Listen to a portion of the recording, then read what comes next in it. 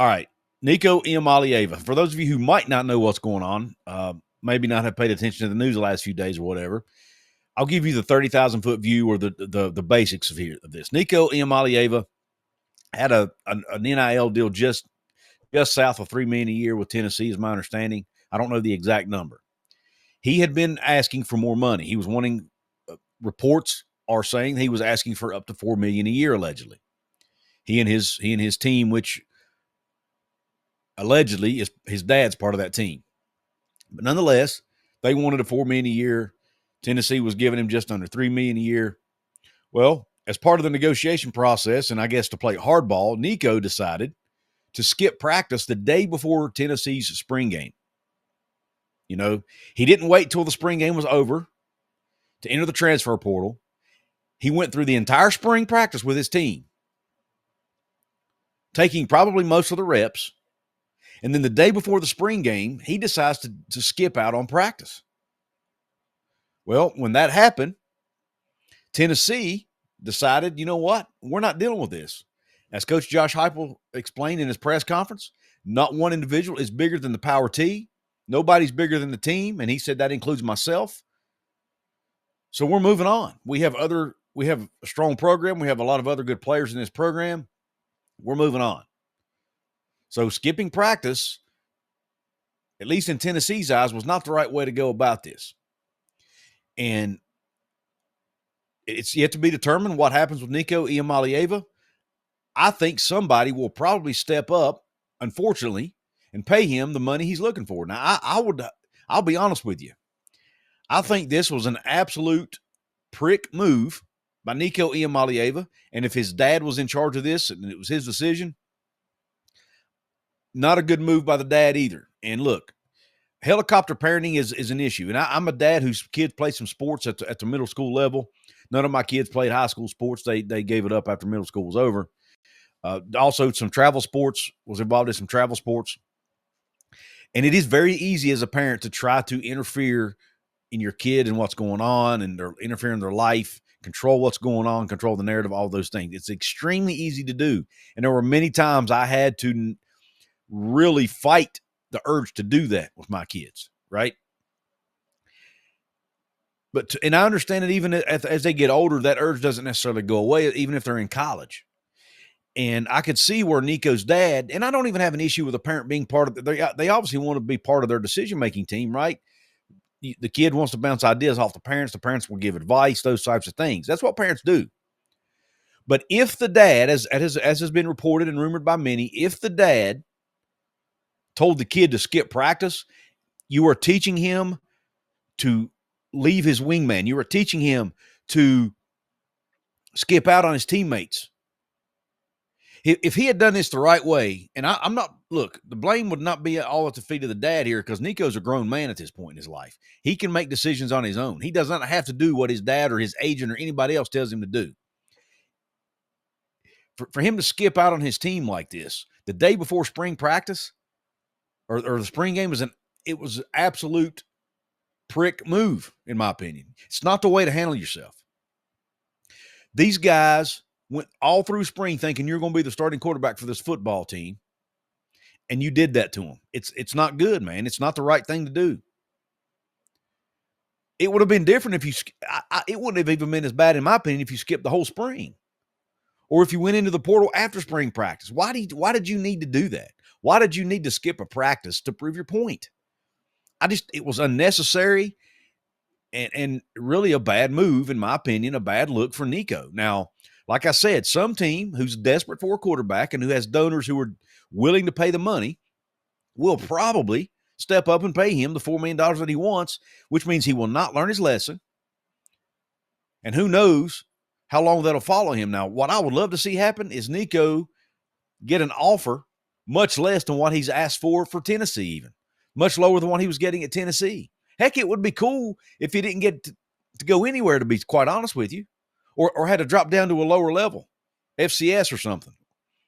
I know that's probably not going to happen because he's too good of a player, but to skip practice like that, it's not cool, man. It's absolutely not cool.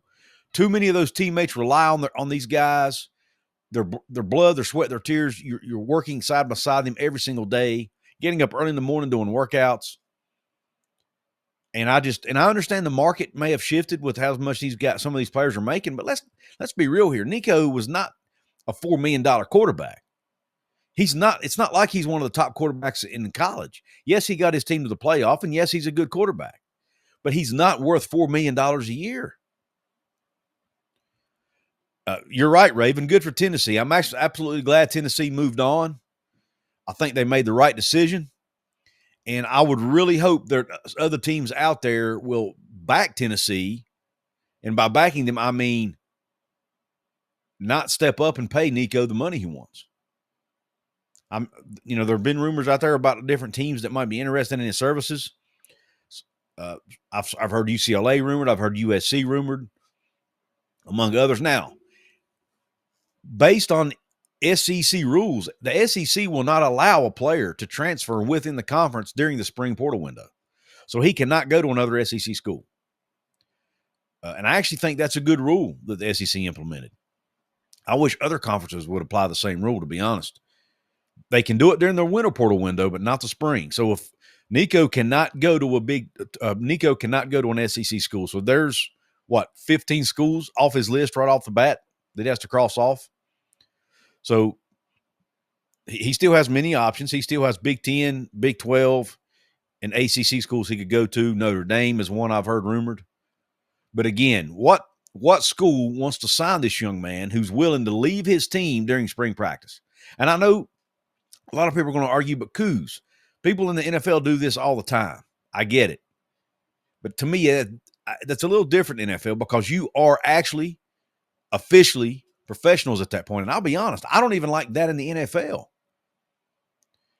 The guys who skip the voluntary workouts and who skip some practices early on, and they kind of know it's coming. Again, that's different.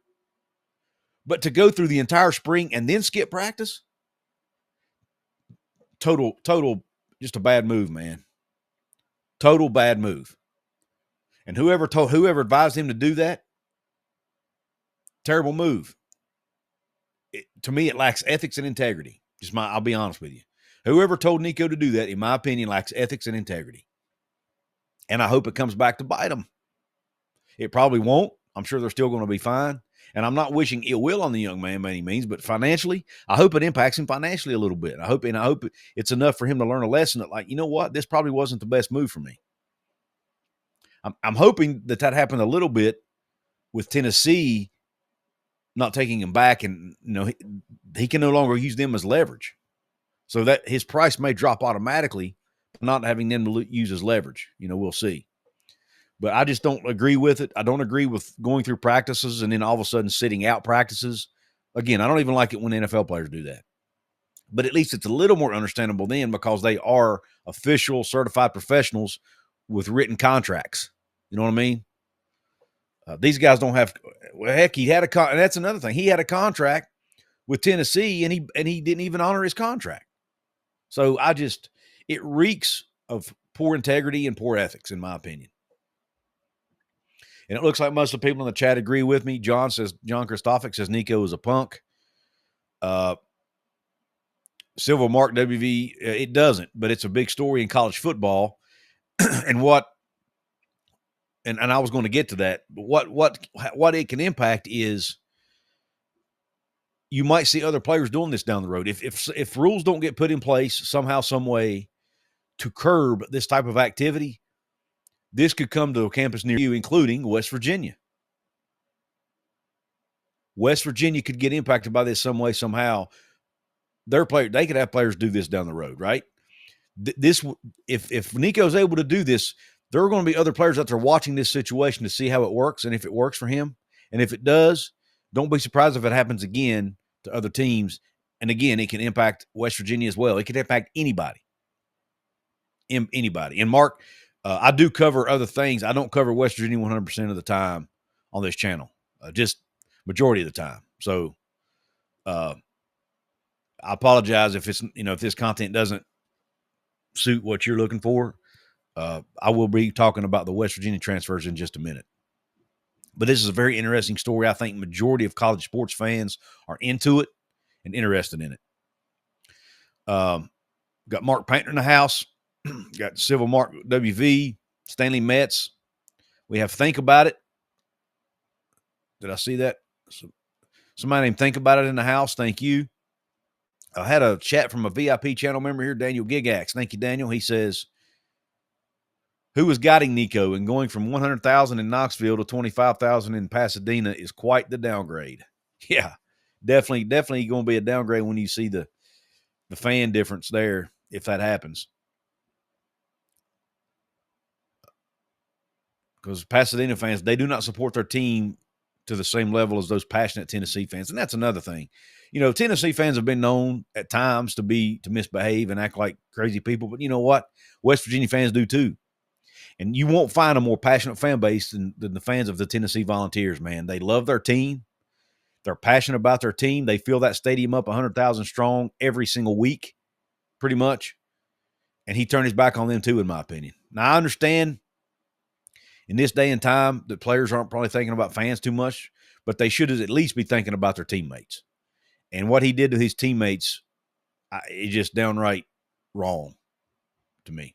Mark Painter with a $5 super chat. Thank you, Mark, for the support. He says, don't have to read my comment, bro. If you don't, bro, I am cool either way. It's all right. I appreciate the support, man. Appreciate you supporting what I do here and helping me keep the lights on.